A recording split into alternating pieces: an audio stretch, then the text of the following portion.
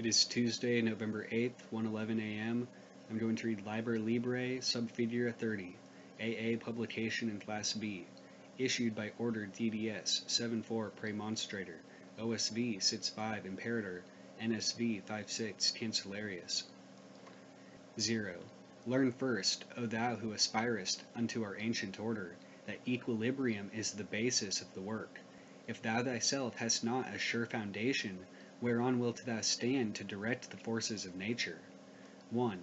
Know then that as man is born into this world amidst the darkness of matter and the strife of contending forces, so must his first endeavor be to seek the light through their reconciliation. 2.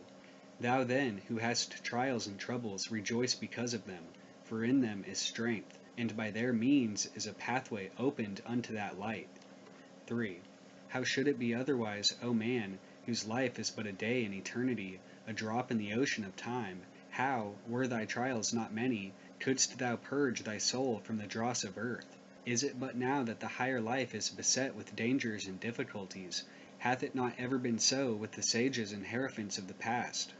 They have been persecuted and reviled, they have been tormented of men, yet through this also has their glory increased. 4. Rejoice therefore, O initiate, for the greater thy trial, the greater thy triumph. When men shall revile thee, and speak against thee falsely, hath not the Master said, Blessed art thou? 5. Yet, O aspirant, let thy victories bring thee not vanity, for with increase of knowledge should come increase of wisdom. He who knoweth little thinketh he knoweth much, but he who knoweth much hath learned his own ignorance. Seest thou a man wise in his own conceit? There is more hope of a fool than of him. 6. Be not hasty to condemn others. How knowest thou that in their place thou couldst have resisted the temptation? And even were it so, why shouldst thou despise one who is weaker than thyself? 7. Thou therefore who desirest magical gifts, be sure that thy soul is firm and steadfast, for it is by flattering thy weaknesses that the weak ones will gain power over thee. Humble thyself before thyself, yet fear neither man nor spirit. Fear is failure and the forerunner of failure, and courage is the beginning of virtue. 8. Therefore fear not the spirits, but be firm and courteous with them, for thou hast no right to despise or revile them, and this too may lead thee astray. Command and banish them, curse them with the great names if need be, but neither mock nor revile them, for so assuredly wilt thou be led into error. 9. A man is what he maketh himself within the limits fixed by his inherent destiny. He is a part of mankind. His actions affect not only what he calleth himself, but also the whole universe. 10. Worship and neglect not the physical body which is thy temporary connection with the outer and material world. Therefore let thy mental equilibrium be above disturbance by material events. Strengthen and control the animal passions. Discipline the emotions and the reason. Nourish the higher aspirations. 11. Do good unto others for its own sake, not for reward, not for gratitude from them, not for sympathy. If thou art generous, thou wilt not long for thine ears to be tickled by expressions of gratitude. 12. Remember that unbalanced force is evil, that unbalanced severity is but cruelty and oppression, but that also unbalanced mercy is but weakness which would allow and abet evil. Act passionately, think rationally, be thyself. 13. True ritual is as much action as word, it is will. 14. Remember that this earth is but an atom in the universe, and that thou thyself art but an atom thereon, and that even couldst thou become the god of this earth whereon thou crawlest and grovellest, that thou wouldest, even then, be but an atom and one amongst many. 15. Nevertheless, have the greatest self-respect, and to that end sin not against thyself.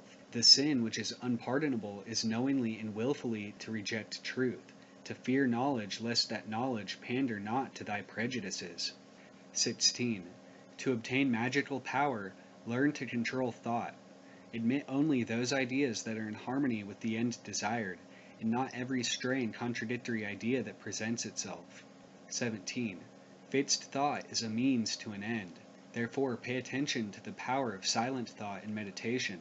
The material act is but the outward expression of thy thought, And therefore hath it been said that the thought of foolishness is sin.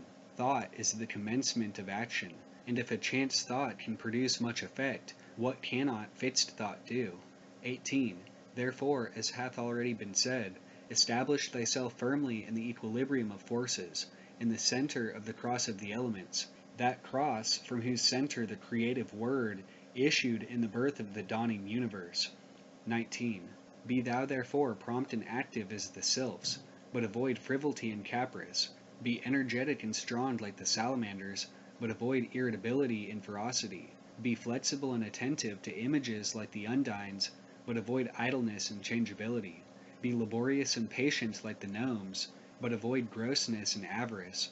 So shalt thou gradually develop the powers of thy soul, and fit thyself to command the spirits of the elements. For wert thou to summon the gnomes to pander to thine avarice, thou wouldst no longer command them, but they would command thee. Wouldst thou abuse the pure beings of the woods and mountains, to fill thy coffers and satisfy thy hunger of gold? Wouldst thou debase the spirits of living fire to serve thy wrath and hatred? Wouldst thou violate the purity of the souls of the waters to pander to thy lust of debauchery? Wouldst thou force the spirits of the evening breeze to minister to thy folly and caprice? Know that with such desires thou canst but attract the weak, not the strong, and in that case the weak will have power over thee. 21. In the true religion there is no sect.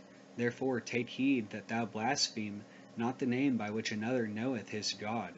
For if thou do this thing in Jupiter, thou wilt blaspheme Jehovah, and in Osiris, Yeshua.